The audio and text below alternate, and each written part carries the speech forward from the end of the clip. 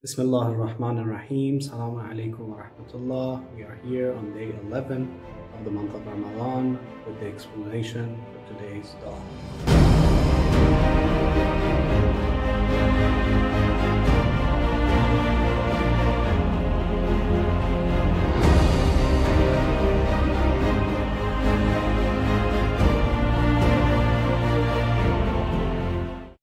Allahumma habbib ilayya fiha al-ihsan. Ya Allah, on this day, make me love goodness. Wa karrih ilayya fiha al-fusuqa wal-isyan. And make me hate corruption and disobedience. Wa harram alayya fiha as-sakhata wal-niran. And bar me from your wrath and your hellfire. بِعَوْنِكَ يَا قِيَاثَ الْمُسْتَغِيثِينَ. By your help, O the helper of those who seek aid. Allahumma habbib ilayya fiha al-ihsan. Ya Allah, I want to love good deeds and goodness. Ihsan is a general word. It encompasses all kinds of good deeds that you can think of. From kicking a rock from the road, to handing a glass of water to your sibling, to inviting other people for iftar to your house, and from propagating the religion and making other people, non-Muslims, interested in Islam. So all kinds of good deeds can be considered as ihsan. But the one that matters is the one that you are sincerely doing for the sake of Allah. So the key here is niyyat. Why am I kicking this rock out of the road? Why am I giving water to my sibling? Why am I propagating the word of Allah? Is my niyyat sincere? Am I doing it just to please my Lord? Or am I doing it to gain favors from others? Am I giving my sibling a glass of water so later on I can ask him or her for something else? Am I kicking the rock out of the road so someone can click a picture of me and put it on Instagram? Am I propagating the word of Allah so I can gain respect in the community? What is my niyat? And that's the important thing. If you do a good deed with the niyat to please your Lord, please Allah, then you will receive the thawab due to the good deed that you did. If you are doing the good deed for someone else, go and take the reward from that someone else. Another point about ihsan is that we shouldn't cheap out. Not in your time. Don't say, I don't have time, I have only 20 minutes to help you with this. No, don't do that. Help. If you want to help, really help. Don't cheap out on your money either. If you're gonna give people some food, give them the same thing that you eat. Don't go to the market and buy the cheapest rice that you can find and give that to the poor people. No. Get the same thing that you get for your own kitchen, for your own family. Last point about ihsan. What is our ultimate goal here? Why are we asking Allah to help us love ihsan? Because Allah subhanahu wa ta'ala says in the Holy Quran, Chapter Al-Baqarah, verse 195, Inna Allah yuhibbul muhsinin. Allah loves those who do ihsan. So we are asking Him to help us do something in order to be loved by Him. That's the ultimate goal here. وَكَرِّهْ إِلَيَّ فِيهَا الْفُسُوقَ وَالْعِصْيَانَ. First, what is the definition of fusuq and isyan? Isyan, in simple word, is sin. When we disobey Allah and do something that He asked us not to, or don't do something that He asked us to do.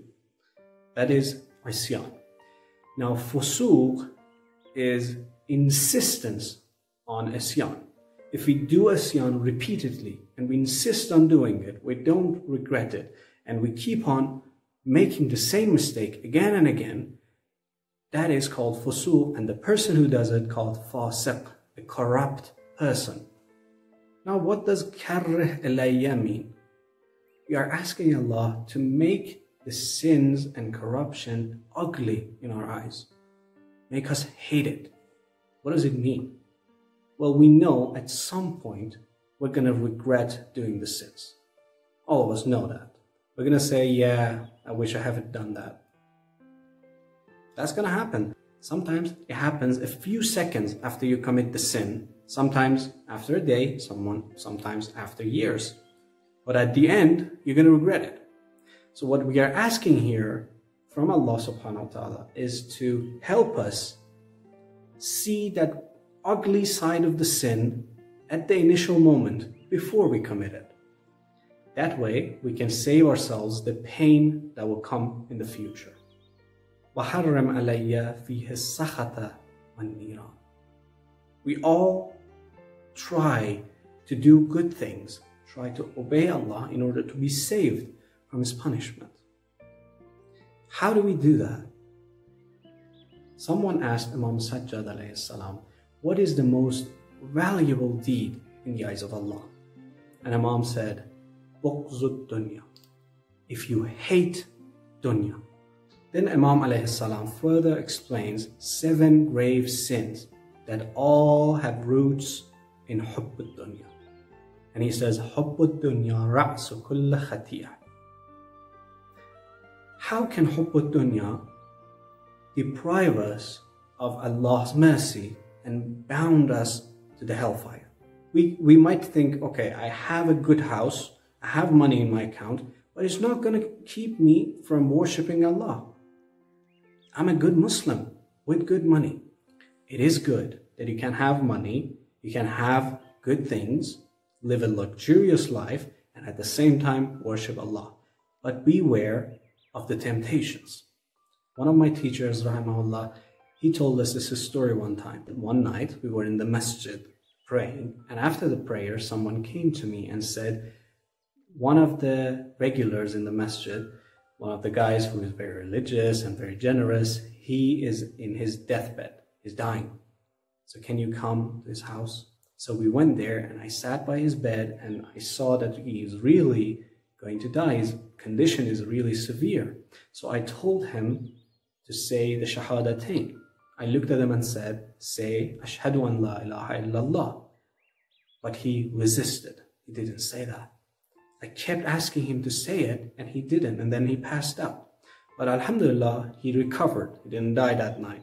After a few days, I went back to his house and asked him, what was the problem that night? Were you conscious enough to hear what I said? He said, yes, actually. I heard you very clearly. But look over there.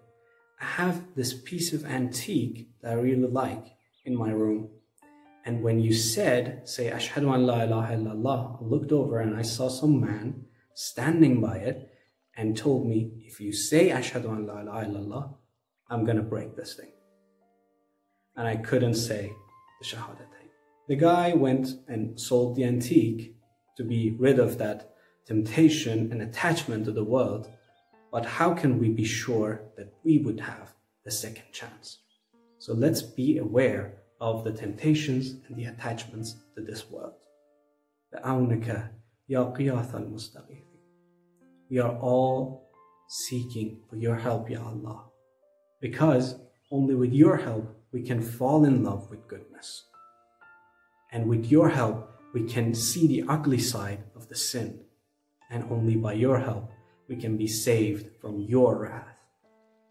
Yes, harabun minka ilayk. Ya Allah, we run away from your wrath to your mercy. So save us and help us. Wassalamu alaikum wa rahmatullahi wa barakatuh.